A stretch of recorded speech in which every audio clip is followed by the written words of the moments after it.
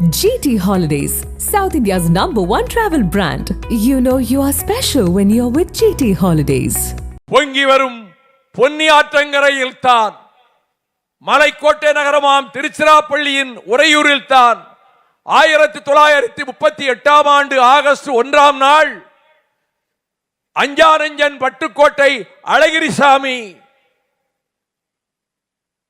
நடைபயணத்தை தொடங்கி வைக்க அறிவாசான் தந்தை பெரியார் அவர்களும் மறைமலை அடிகள் அவர்களும் சோமசுந்தர பாரதியார் அவர்களும் மணவை திருமலைசாமி அவர்களும் கண்ணியத்துக்குரிய கலிகுல்லா அவர்களும்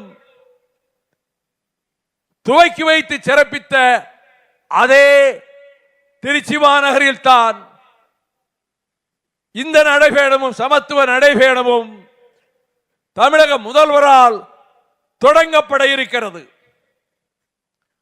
1982 ஆண்டு மார்ச் மாதம் 15ஆம் நாள் நான்மாடக்கூடல் சங்கம் வளர்த்த மதுரை மாநகரில் பேரறிஞர் அண்ணா அவர்களின் சிலைக்கு மாலை அணிவித்துவிட்டு குன்றுதோராடும் குமரனுக்கு அறுபடை வீடுகளில் ஒன்றாக அமைந்திருக்கின்ற திருச்சீரளவாய் திருச்செந்தூரில் வைரவேல் காணாமல் போயிற்று என்ற இடர் எழுந்தபோது, தூக்கிலே தொங்குகிறார் சுப்பிரமணிய பிள்ளை என்ற போது, அது தற்கொலை அல்ல, நிகழ்த்தப்பட்ட படுகொலை, அதற்கு நீதி வேண்டும் என்று கேட்டு முத்தமிழறிஞர் டாக்டர் கலைஞர் அவர்கள் அந்நாளில் மதுரை மாநகரிலே இருந்து நீதி கேட்டு நடுபயணம் தொடங்கி திருமங்கலம், விருதுநகர், சாத்தூர், கோவில்பட்டி, எட்டயபுரம், எப்போது வென்றார், தூத்துக்குடி, ஆத்தூர், ஆறுமுகநேரி, காயல்பட்டம், வீரபாண்டியன்பட்டம், திருச்செந்தூர் என நடைபயணம் மேற்கொண்டார்கள்.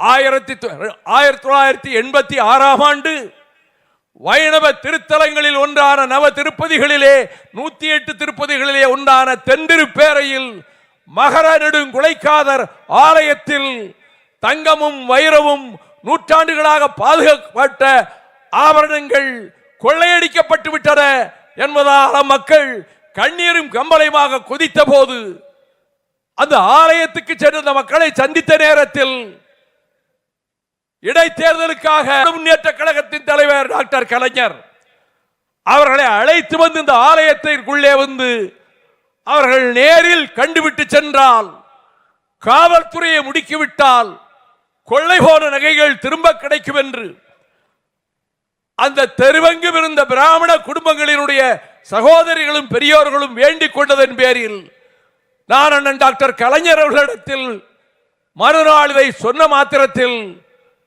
அங்கே செல்வோம் என சொல்லி தென்திருப்பேரைக்கே வந்து மகர நெடுங்குலைக்காதர் ஆலயத்துக்குள்ளே வந்து கொள்ளையடிக்கப்பட்ட நகைகள் இருந்த இடத்தையும் பார்வையிட்டு விட்டு வெளியே வந்த நேரத்தில் அங்கு திரண்டிருந்த தாய்மார்களும் பெரியோர்களும், நீங்கள் தான் இந்த கோயில் நகைகளை திரும்ப பெறுவதற்கு வழி செய்ய வேண்டும், உங்கள் அழுத்தமான கோரிக்கையில் தான் காவல்துறை அந்த கடமையில் ஈடுபடும் என சொல்ல, அதே போல அவர்கள் நடைபெற்ற பொதுக்கூட்டத்திலே அதனை சொல்லி காவல்துறைக்கு அழுத்தம் கொடுக்க, என்னை அழைத்து நீ அந்த மக்களை அழைத்துக் கொண்டு நடைபயணமாக வந்து ஜில்லா கலெக்டரிடத்திலே நீதியை கேட்கின்ற பயணமாக அமைய வேண்டும் என சொல்ல, நான் 1886ஆம் ஆண்டில் அதே போல தென்திருப்பேரையிலிருந்து அந்த கிராமத்து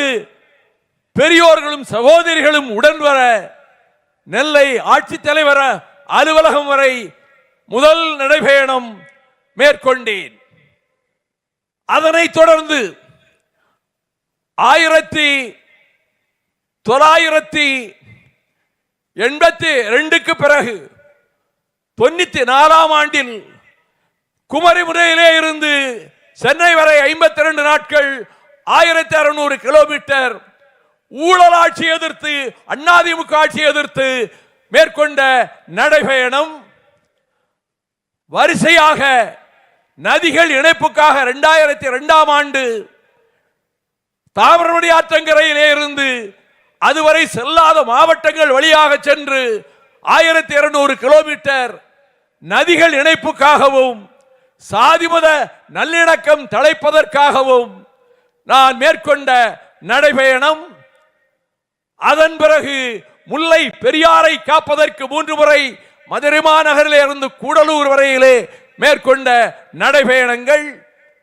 நீட்டினோ அம்பரப்பெருமலையிலே அமைக்கப்பட்டால் தேனி மாவட்டம் தவிடுபடியாகும், இடுக்கி அணையும் பென்னிக்குக் அணையும் பாழாய் நொறுங்கும் என்பதனால் அதை தடுப்பதற்காக மதுரை மாநகரிலே இருந்து 2018ஆம் ஆண்டு மார்ச் 31ஆம் தேதி நான் நடைபயணம் தொடங்க நம்முடைய மாண்புமிகு இன்றைய முதல்வர் அமைச்சர்களை அழைத்த போது மனமு வந்து மகிழ்ச்சியோடு அதை ஏற்றுக்கொண்டு வந்து மதுரையிலே இருந்து அந்த நடைபயணத்தை தொடங்கி வைக்கும் வேளையில் என்னுடைய சகோதரன் வைகோ நடக்கின்ற நடைபயணத்தில் என்னுடைய பாதங்களும் சேர்ந்தே நடக்கின்றன.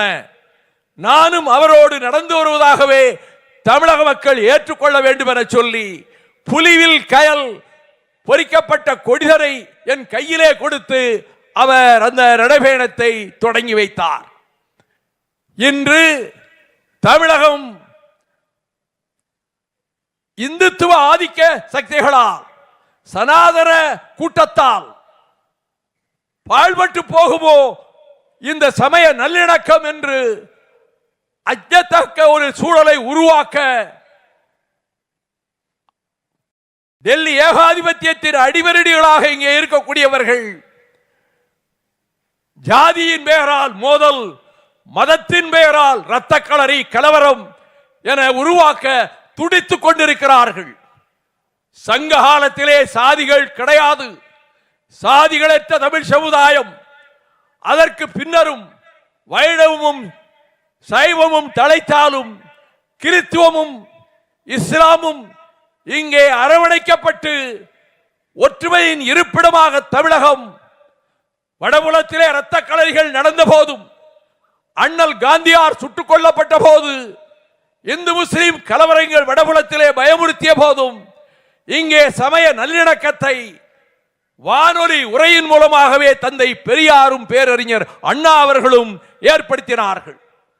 அத்தகைய சமய நல்லிணக்கத்தை யாதும் ஊரே யாவரும் கேளீர் என்ற கோட்பாட்டிற்கொப்ப பிறப்புக்கும் எல்லா உயிர்க்கும் என்ற நெறிகளுக்கு ஏற்க இந்த தமிழகத்தில் மத பூசல்களுக்கு சமய சண்டைகளுக்கு இடமில்லை என்பதை நிலைநாட்டுவதற்காகவே, அதற்கான விழிப்புணர்வை மக்களிடம் ஏற்படுத்துவதற்காகவே நானும் என்னுடைய தம்பிமார்களும் இந்த நடைபயணத்தை மேற்கொண்டிருக்கிறோம்.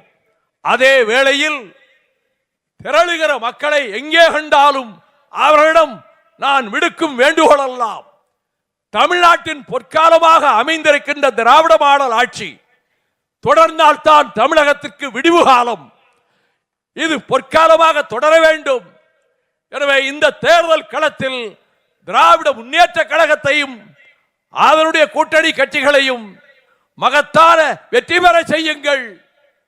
உங்கள் பிள்ளைகளுக்காக, உங்கள் குழந்தைகளுக்காக கவலைப்படுகிற பச்சிளம் குழந்தைகளும் பாலகர்களும் பசியோடும் பட்டினியோடும் பரிதவிக்க கூடாது என்பதற்காக எந்த மாநிலத்திலும் இல்லாத பள்ளி பிள்ளைகளுக்கும் காலை சிற்றுண்டி என்ற திட்டத்தையும் அறிவித்து, மகளிருக்கு இதுவரை எந்த மாநிலமும் செய்யாத அற்புதமான திட்டங்களையும் நிறைவேற்றி, இந்தியாவிலேயே அனைத்து துறைகளிலும் சிறந்து விளங்கக்கூடிய மாநிலம் செந்தமிழ் நாடுதான் என்ற பெருமையை, கீர்த்தியை நிலைநாட்டி இருக்கக்கூடிய மாண்புமிகு முதலமைச்சர் அவர்களே, மீண்டும் அந்த கொச்சம் உங்களுக்கே தமிழக மக்களால் வழங்கப்படும்.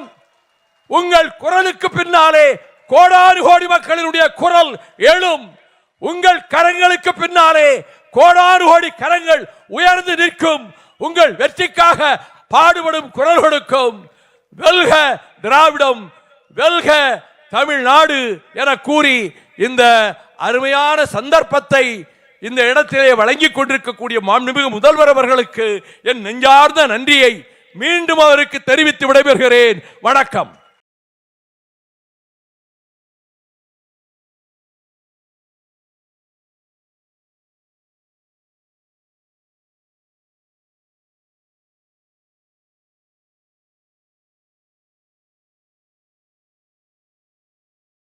நக்கீரன் டிவிக்கு சப்ஸ்கிரைப் செய்யுங்கள்.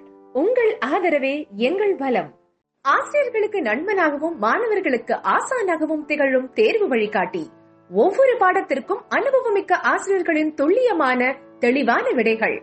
CNC இருக்கு, தேர்வு பயம் எதற்கு? இது தீரன் பப்ளிஷிங் ஹவுஸ் விற்பனை வெளியீடு.